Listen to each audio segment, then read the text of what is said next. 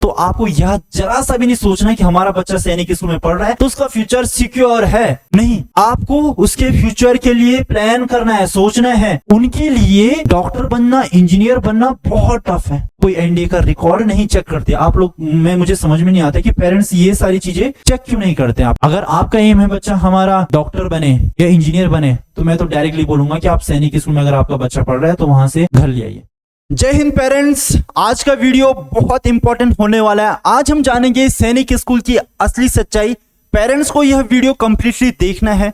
बहुत बार मैं ही सैनिक स्कूल के बेनिफिट्स आपको बता चुका हूं, आपको भी पता है कि सैनिक स्कूल के क्या क्या बेनिफिट्स हैं, बट कुछ बातें ऐसी है जिनसे पेरेंट्स अनअवेयर रहते हैं, नहीं पता होता कि कैसे क्या चीजें वर्क करता है। सो इस वीडियो में हम डिटेल से सारी ही बातें जानेंगे। यह बातें सिर्फ उन्हीं स्टूडेंट्स को, उन्हीं पेरेंट्स को पता रहता है जिनके बच्चे ऑलरेडी 2-3 साल से सैनिक स्कूल में पढ़ रहे हैं या जो वहां से 12th पास आउट कर चुके हैं। तो वीडियो को आपको एंड तक जरूर देखना है, सारी ही बातें आपको मैं अच्छे से समझाने वाला हूं। 15 से 20 मिनट का वीडियो है, बट पूरा ही बहुत अच्छे तरीके से आपको गाइड करूंगा कि सैनिक स्कूल में एग्जैक्टली किस तरीके से चीजें रन होता है या आप किस तरीके से रिजल्ट एक्सपेक्ट कर सकते हैं। तो वीडियो स्टार्ट करते हैं। जितने भी पेरेंट्स यह वीडियो देख रहे हैं, कहीं ना कहीं आपका भी स्टूडेंट सैनिक स्कूल के लिए प्रिपेयर कर रहा होगा या आपका बच्चा सैनिक स्कूल में पढ़ रहा होगा। तो जिनके बच्चे सैनिक स्कूल में पढ़ रहे हैं तो आपको बिल्कुल भी ऐसे नहीं हो जाना है कि यस हमारा बच्चा सैनिक स्कूल में पढ़ रहा है तो वहां से ऑफिसर बन के ही बाहर आएगा, या जैसे ही बच्चे का सिलेक्शन होता है कि वाह हमारा बच्चा ऑफिसर बन गया। ऐसा बिल्कुल यह मिथ है। हाँ, 10% बच्चे बन जाते हैं वहां जाके ऑफिसर, बट सारे ही बच्चे नहीं बन पाते। तो यह आपको रियलिटी है, यह आपका जानना बहुत ज्यादा जरूरी है। ऐसा क्यों कह रहा हूं?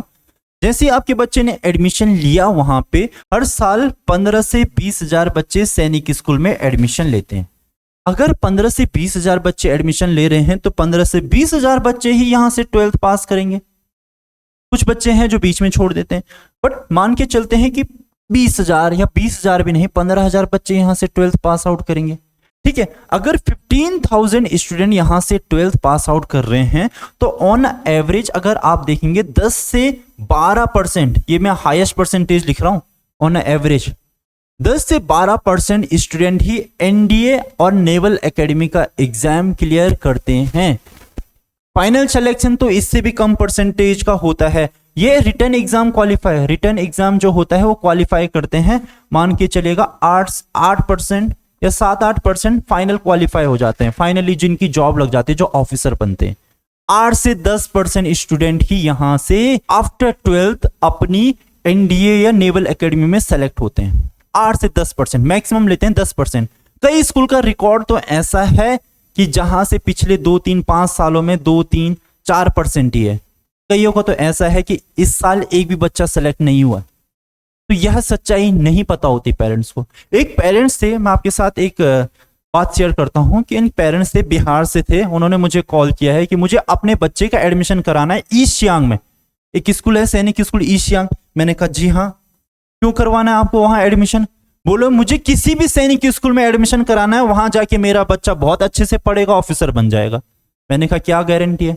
बोला हमने यही सुना है कि सैनिक स्कूल में जाके बच्चा ऑफिसर बन जाता है। मैंने कहा आपको क्या पता है ईस्ट सियांग के बारे में? बोला सर ओल्ड सैनिक स्कूल है ईस्ट सियांग, ओल्ड सैनिक स्कूल है। मैंने कहा आपको पता है स्कूल कब बना? उसके बाद ही मैंने रिसर्च किया तो 2018 में स्कूल बना है। स्कूल का इंफ्रा देखेंगे तो इतना अच्छा भी नहीं है। एनडीए के रिजल्ट का कोई रिकॉर्ड नहीं है, कुछ भी नहीं है। सालाना 2 लाख रुपए फीस है, तो आप 2 लाख पे करने के लिए तैयार है टिल क्लास 12। 12 लाख आप पे कर रहे हैं, उसमें रिजल्ट आपको मिलेगा नहीं मिलेगा उसकी कोई गारंटी नहीं है। तो पेरेंट्स कैसे होते हैं मुझे समझ में नहीं आता है। बस आपको किसी भी तरीके से बच्चे को भेजना है। मैंने कहा इसका क्या रीजन है? बोला हमारा बच्चा 2 साल से प्रिपेयर कर रहा है, इतने ही मार्क्स आ पाए, 200 समथिंग अराउंड 220 या 210-12 के अराउंड बच्चे के मार्क्स थे। बोला हमें भेजना है एनी हाउ। तो उसमें हम भी कुछ नहीं कर सकते, हम सिर्फ आपको गाइड कर सकते हैं कि ये आपकी समझ के ऊपर है कि आप अपने बच्चे को कहां ले जाना चाहते हैं। अभी हम अपने टॉपिक पे आते हैं कि जो यहाँ पे जो सिलेक्शन रेशियो है 10 to 12%, मैक्स टू मैक्स। अब क्या होता है 12th के बाद बच्चा वहां से घर आता है, 12th पास आउट कर लिया आपने सैनिक स्कूल से, आपका सपना था बच्चा वहीं से ऑफिसर बन जाएगा, नहीं बनेगा, 90% का नहीं बनेगा। ये फैक्ट है जो पिछले सालों के आप रिजल्ट देखेंगे, रिजल्ट चेक करिएगा ना। मेरी बात है थोड़े से आपको कड़वी लगेगी, बट ये फैक्ट है, नहीं होगा। 90% स्टूडेंट्स का वहां से सिलेक्शन नहीं होगा। 10% जो बहुत अच्छा परफॉर्मेंस कर रहे होंगे, जिनका अब 90% स्कोर जो स्कूल में भी कर रहे होंगे, तो वो लोग तो ले जाएंगे सिलेक्शन, वो क्लियर कर जाएंगे 10%। बाकी 90% वहां से आफ्टर 12th घर आएंगे। उसके बाद देखेंगे कि क्या क्या अपॉर्चुनिटीज हैं और क्या क्या रास्ते हैं। तो डिफेंस फोर्सेस में फिर ऑफिसर रैंक तो होती है, उससे फिर लोअर रैंक के लिए वो सोचते हैं। जैसे नेवी में है, नेवी SSR है, आर्मी में है GD है, SSC GD करके एक एग्जाम आता है, फिर वो वहां के लिए ट्राई करते हैं। SSC GD जिसमें ग्राउंड ड्यूटी जैसे होते हैं, ये ऑफिसर नहीं होते। नेवी में आता है, नेवी SSR का आता है, एयरफोर्स XY ग्रुप का आता है, फिर वो यहाँ पे उन्हें फिर डिफेंस फोर्सेस में जॉब लेने के लिए जाते हैं बच्चे। फिर ऑफिसर का एम कुछ स्टूडेंट्स का रह जाता है, फिर ऐसे रहता है कि कहीं ना कहीं हम जॉब ले लें डिफेंस फोर्सेस में, क्योंकि उनका वहां पे जो माइंड है इसी हिसाब से वहां पे उनको ट्रेन किया गया है कि डिफेंस के लिए बेस्ट है। सो डिफेंस में जाते हैं। वहां से जाने के बाद फिर स्टूडेंट्स, कुछ स्टूडेंट्स है जिनको हाँ लिटरली ऑफिसर बनना है, वो फिर प्रिपेयर करते हैं। ये किसी हॉस्टल को ज्वाइन, ये किसी एकेडमी को ज्वाइन कर लेते हैं। XYG एकेडमी ज्वाइन कर लिया, वहां से फिर प्रिपेयर करते हैं CDS के लिए, OTA के लिए प्रिपेयर करते हैं। तो ये रियलिटी है।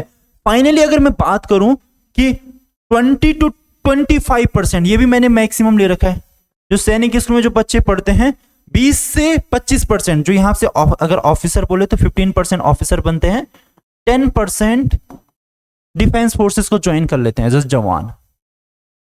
कि ऑफिसर तो नहीं बन पाए तो कुछ ना कुछ करना ही पड़ेगा, तो वो एनी हाउ कुछ भी एग्जाम क्लियर करने की कोशिश करते हैं जो डिफेंस से रिलेटेड हो, देन वहां से प्लान करते हैं कि आगे प्लान करेंगे ऑफिसर बनने का, वहां एक बार एंट्री हो जाए। तो ये रियलिटी है। बाकी 80% स्टूडेंट क्या करेगा? सैनिक स्कूल में पढ़ा आपने, हर साल इतना फी पे किया, उसके बाद 80% स्टूडेंट वहां से आने के बाद क्या करेगा, उसके बारे में भी हम आगे डिस्कस कर रहे होंगे। तो आपको यह जरा सा भी नहीं सोचना कि हमारा बच्चा सैनिक स्कूल में पढ़ रहा है तो उसका फ्यूचर सिक्योर है। नहीं, आपको उसके फ्यूचर के लिए प्लान करना है, सोचना है क्या हमारा बच्चा वहां पे अच्छा पढ़ रहा है, अच्छी परसेंटेज ला रहा है। अगर वहां पे अच्छा परफॉर्मेंस नहीं है, 70-75%, 60% अगर स्कोर कर रहा है, तो कोई बेनिफिट नहीं है। थोड़ी सी बात ये आपको कड़वी लगेगी, बट आपको ये लेटर ऑन रियलाइज हो जाएगा कि हमारे बच्चे ने वहां पढ़ा, हमने इतना फी पे किया, उसका बेनिफिट नहीं मिला। ऑब्वियस सी बात है कुछ बेनिफिट्स मिलेंगे, बट जो आपका एंड गोल है कैरियर से रिलेटेड, अगर वो फुलफिल नहीं हो पाया तो फिर कोई फायदा नहीं है। आगे हम डिस्कस कर लेते हैं एक और, ये बात तो बहुत ज्यादा इंपॉर्टेंट है आपका जानना, ठीक है। जो सैनिक स्कूल का है रूटीन बहुत अस्त व्यस्त है, बहुत तगड़ा रूटीन होता है, एक आर्मी का रूटीन होता है, ठीक है। Daily routine is similar like एक जो आर्मी के सोल्जर का रूटीन होता है, ठीक है। तो वैसे ही रूटीन रहता है सुबह से। अब ये एक्सपेक्ट करते हैं हम जो 10 से, जो जैसे क्लास 6 में एडमिशन लेते हैं 10 से, ठीक है, 14 ईयर्स के स्टूडेंट्स का। अब बच्चा यहां से जाता है, खुश होके जाते हैं भैया, बहुत खुश होके कि हमने बहुत बड़ा एग्जाम क्लियर किया है, अब हम बहुत वहां जाके ऑफिसर बनेंगे, हमारा बहुत अच्छा वहां पे होने वाला है, स्वागत होने वाला है। बट जब बच्चा वहां पे पहुंचता है तो उसका पूरा ही दिन शेड्यूल्ड है, सुबह 5 बजे से लेकर रात के 10 बजे तक। वहां पे जैसे सपोज हमारे घर में होता है कि हमें मम्मी प्यार से उठाती है, एक बार नहीं उठते, 2 बारी, दूसरी बार नहीं उठते, तीसरी बारी। कभी कभी हमारे स्कूल जाने का मन नहीं है तो बोल देते हैं आज मन नहीं है। कभी तबीयत खराब है तो हमें जितना लाड प्यार, जितने हमें प्यार से घर पे रखा जाता है, वहां पे तो प्यार तो भूल ही जाइएगा कि कोई जैसे हमारे मम्मी पापा होते हैं घर में, हमें बहुत अच्छे से रखते हैं, ख्याल रखते हैं, तो वो सब तो वहां पे भूल जाते। जब बच्चा, एक नया बच्चा वहां पे जाता है, एक 10 से 14 ईयर का बच्चा, हम एक्सपेक्ट करते हैं, कुछ स्टूडेंट होते हैं हमारे साथी भी थे कि जो स्पोर्ट्स में, हर एथलेटिक्स में बहुत बढ़िया होते हैं, उनको कोई भी दिक्कत नहीं आती, ठीक है। ऐसे बच्चे होते हैं 60 to 70%, मजे करते हैं वहां, फुल मजा है उनके लिए, बहुत बढ़िया तगड़ा, उनको वही चाहिए था, खेल कूद, पीटी परेड, मस्त है, थोड़ा सा पढ़ाई उसके साथ। तो 60-70% स्टूडेंट वहां पे मजा करता है। बट 30% का क्या? 30% स्टूडेंट वो सिर्फ मैनेज करता है, एनी हाउ जो भी एक्टिविटी हो रही है वो सिर्फ उसमें मैनेज ही कर रहा है। होम सिकनेस इतनी बच्चे को हो जाती है, पेरेंट्स से बहुत बार शेयर करते हैं, रोते हैं कि हमें वापस घर आना है, कुछ पेरेंट्स घर ले आते हैं, पर कुछ पेरेंट्स नहीं लाते। बट जो बच्चा वहां मैनेज ही कर रहा है, सिर्फ चीजों को मैनेज कर रहा है, बार बार पेरेंट्स से कंप्लेन कर रहा है, ये हो गया वो हो गया, जो ये 60-70 वहां पे एंजॉय कर रहा है उसका कोई दिक्कत नहीं है, और जो 30% वहां पे सिर्फ मैनेज कर रहा है, तो उसका वहां रहने से कोई फायदा नहीं है। वो बच्चा सिर्फ क्या होता है, कंफ्यूज होता है, और वो फिर इमोशनली भी डिटैच होता है अपने पेरेंट्स से, कि मतलब नहीं करता, वो फिर बार बार घर वालों को सेम चीज बता चुका होता है, घर वाले नहीं मानते हैं कि हाँ तुझे तो बनना है, ऑफिसर करना है या रहना है, हमने तो ये सुना था कि वहां से बच्चों को नहीं लाना चाहिए, वहीं रहने देना चाहिए, 1 साल में बच्चा ठीक हो जाता है। 1 साल में ठीक होना होता तो ये हो जाते, 30% नहीं हो पाते। तब क्या होता है, वो पेरेंट्स से भी बातें शेयर नहीं करते, अपने अकेले अकेले रहने लग जाते हैं, बहुत ज्यादा कंफ्यूजन में रहते हैं। वो अगर मैं कहूँ कि मैं सच बताऊं कि मैं बचपन में जो मेरा फिजिकल था, मैं भी नहीं था वैसे, मुझसे भी नहीं हो पाती थी चीजें, या मुझे बहुत वैसे जैसे एक रहता है ना कि हॉस्टल वाला माहौल बिल्कुल भी पसंद नहीं था। तो होते हैं, अगर 100 बच्चे हैं, 100 में से 60-70% एडेप्ट कर जाएंगे, बट जो 30% है, 30 में से 12-15% घर आ जाते हैं, जो 10-12-15 या 18% वहीं रह जाते हैं। फिर उनके साथ जो हादसे वहां होते हैं वो मैं आपको बताऊं, उन्हीं बच्चों को सबसे ज्यादा बुली किया जाता है। बुलिंग बहुत ज्यादा होता है सैनिक स्कूल में, याद रखना आप बच्चे को। अब्यूजिव लैंग्वेज बहुत ज्यादा यूज होती है, जो कि पेरेंट्स को नहीं पता। 6वीं-7वीं क्लास के हमने, अब क्या बताएं आपको, इतने गाली देते हैं, मतलब सारी दुनिया भर की गाली उन्हें आ जाती है वहां जाके। सीनियरिटी बेस चलता है सैनिक स्कूल में। अगर आप देखेंगे मैनेजमेंट इतना अच्छा नहीं है, कुछ स्कूलों में मैनेजमेंट बहुत अच्छा होगा, पर बहुत ज्यादा सैनिक स्कूल में मैनेजमेंट बिल्कुल बेकार है। वहां बच्चा 6वीं का बच्चा ऐसी भयंकर भयंकर गालियां देने लग जाता है, एब्यूजिव लैंग्वेज यूज करने लग जाता है। हम वहां पे डिसिप्लिन की बात करते हैं, डिसिप्लिन सिर्फ तब तक ही है जब तक एक ऑर्डर में उसे देखा जा रहा है। वहां पे हॉस्टल्स की अगर आप कंडीशन देखेंगे, उसके बारे में हम आगे बात करेंगे। तो इस तरीके से बच्चा होम सिकनेस हो जाता है, इमोशनली पेरेंट्स से डिटैच हो जाता है, फिर वो अपने पेरेंट्स से उससे भी उतना प्यार नहीं रहता।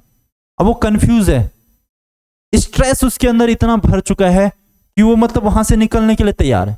तो वहां रख के उन बच्चों का भी कोई फायदा नहीं है, जो बहुत ज्यादा स्ट्रेसफुल है, कंफ्यूजन में है, नहीं कर पा रहे, चीजें कोप अप नहीं हो पा रहा है उनसे सारी चीजें। तो इट्स बेटर कि वहां से उठा के बच्चे को घर ले। कुछ सच्चाई, अब जो सबसे बड़ी सच्चाई है सैनिक स्कूल की, आपको जानने को मिलेगा। ठीक है, पेरेंट्स कहेंगे कि ये बातें आप कहां से कैसे कह सकते हैं। सारे ही देखो, uneven quality across the school. ठीक है, कुछ स्कूल हैं जो बहुत अच्छे हैं, बट कुछ स्कूल से अलावा बाकी सारे स्कूल नहीं है, अप टू द स्टैंडर्ड है ही नहीं, जो हमें शो किया जाता है वो है ही नहीं। क्या क्या है, सबसे पहले ओल्ड हॉस्टल बिल्डिंग। चलो ओल्ड हो सकता है, बट जो वहां का रहने का ढंग है, मतलब जो क्लासरूम होने चाहिए, नहीं है उस स्टैंडर्ड के, जितना फंड्स आ रहे हैं नहीं है वो लेवल। उससे बेटर तो जो यहाँ पे हमारे देहरादून के जो प्राइवेट स्कूल है वो फार बहुत ज्यादा अच्छे हैं। बाहर के स्कूल के बारे में मुझे नहीं पता, बट ये बहुत ज्यादा बाहर से आपको बहुत अच्छा देखने को मिलेगा, बट अंदर की रियलिटी बहुत बेकार। सारे स्कूलों के लिए नहीं कह रहे, कुछ स्कूलों के लिए कह रहे हैं। अब यह तो 90% स्कूल में तो ये होता ही है, 90% स्कूल में शॉर्टेज ऑफ ट्रेन टीचर्स। अब जैसे बच्चा यहां से एग्जाम क्वालिफाई करके बहुत अच्छा परफॉर्मेंस करके सेलेक्ट हुआ है, बट टीचर्स के लिए कहां गए पैरामीटर्स? टीचर्स के लिए ऐसा पैरामीटर्स है ही नहीं कि ऑल इंडिया लेवल पे आप कंपटीशन करेंगे, जो टीचर अच्छा परफॉर्मेंस करेगा उनको सैनिक स्कूल में नहीं, वहां पे एक अलग ही प्रोसीजर है सिलेक्शन का। अब हमने जो स्टूडेंट से बात किया, जो वहां से जो पहले pass out 12th pass out student, कुछ जो हमारे अभी दोस्त बन चुके हैं, उनसे बात हुआ। टीचर्स के बारे में उनका यह कहना था, कुछ टीचर्स अच्छे हैं, कुछ टीचर्स क्लास में आते हैं और उतने अच्छे से डिलीवर नहीं करते या चीजें समझ में नहीं आती, कुछ ओनली फॉर्मेलिटीज चलती है वहां पे। अब वहां पे बच्चे के पास ऑप्शंस भी नहीं है ना कि ट्यूशंस लगवा ले या बाहर जाके कहीं पढ़ ले, तो नहीं है, टीचर्स की क्वालिटी नहीं है, उतनी अच्छी नहीं है। कुछ टीचर्स अच्छे होते हैं पर कुछ टीचर्स उतने अच्छे नहीं होते। दैट्स वाई रिटर्न या एक जो क्वालिटी ऑफ एजुकेशन है वहां पे लैक रह जाता, कमी रह जाती है।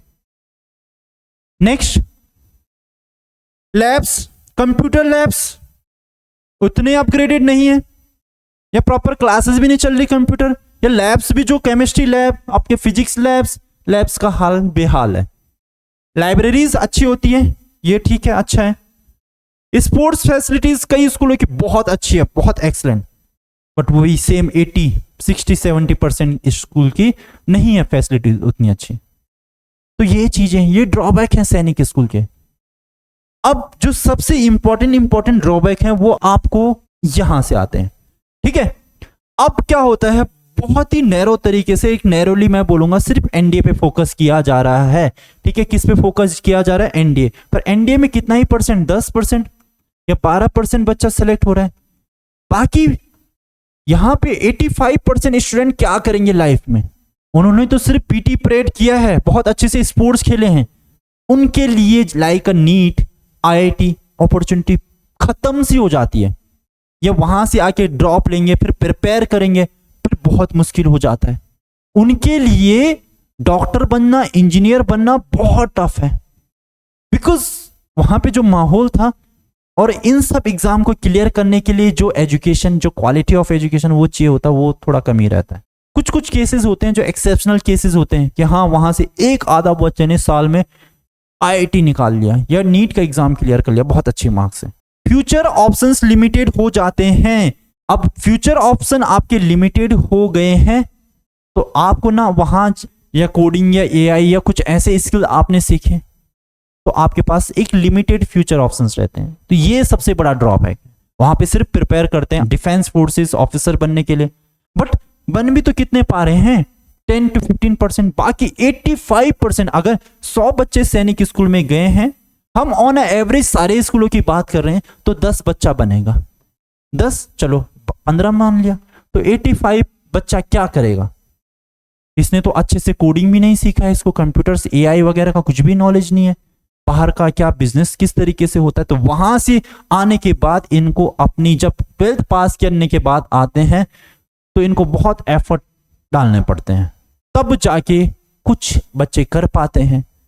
बाकियों का कैरियर अपॉर्चुनिटीज बहुत कम हो जाती है। सपना तो लेके गए थे ऑफिसर बनने का, बट जब वहां से 12th पास आउट करके आते हैं, देन उसके बाद प्लान करते हैं कि अब क्या करें। हमने इतना पैसा भी, वहां पे सैनिक स्कूल में एक अच्छी खासी फीस जाती है, उसके बारे में हम आगे डिस्कस कर रहे होंगे। तो 85% स्टूडेंट्स के लिए जॉब अपॉर्चुनिटीज थोड़ा सा कम है अगर बच्चा वहां पढ़ रहा है। और अगर हम आउटर मतलब प्राइवेट स्कूल्स में यहाँ पे पढ़ रहे हैं, लाइक अगर मैं बात करता हूँ, अगर हम केवीज वगैरह में पढ़ रहे हैं तो केवीज तो उसके मुकाबले यहाँ पे सैनिक स्कूल में 1.5 लाख फीस जा रहा है, यहाँ पे तो महीने का मान लीजिए 1000-1500। बहुत ज्यादा डिफरेंस है। घर में रह के बच्चा पढ़ रहा है, आउटर माहौल का भी पता है कि क्या चल रहा है।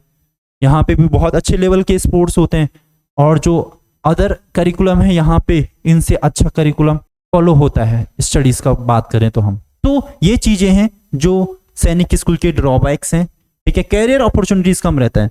अगर आप मिडिल क्लास से हैं तो आपको हर साल 1,50,000 फी पे करना है।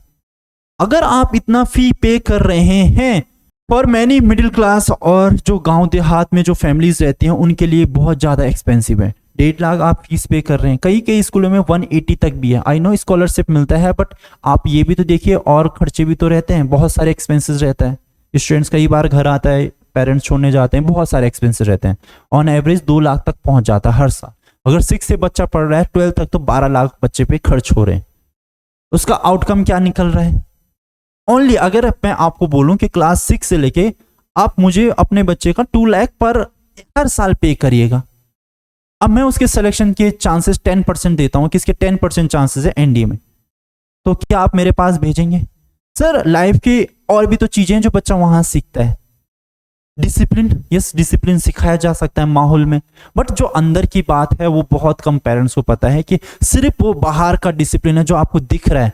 अंदर बच्चा बहुत ज्यादा एब्यूसिव लैंग्वेज यूज कर रहा है, क्या है वहां पे बहुत ज्यादा बुलिंग हो रही है, सीनियरिटी चल रहा है। सीनियर ने बच्चों को बहुत परेशान कर रखा है, क्योंकि वो भी तो जो सीनियर है, जो 12th का सीनियर है, जो 11th का सीनियर है, वो भी तो टीनेज एज में है, वो परेशान करेगा बच्चे को। तो जिस तरीके से बच्चे से जो उसके माइंड में आता है उस तरीके से बच्चों को परेशान किया जाएगा। सीनियरिटी बेस्ड चलता है। स्टाफ कम है सैनिक स्कूल में तो नहीं देख सकते इतने सारे बच्चों को। तो सीनियर के पास पावर होता है कि जो अपने से जूनियर है उनको डिसिप्लिन करवाया जाए। वो तो मजे लेते हैं, सिंपल सी भाषा में बोलें तो सिर्फ मजे लिए जाते हैं।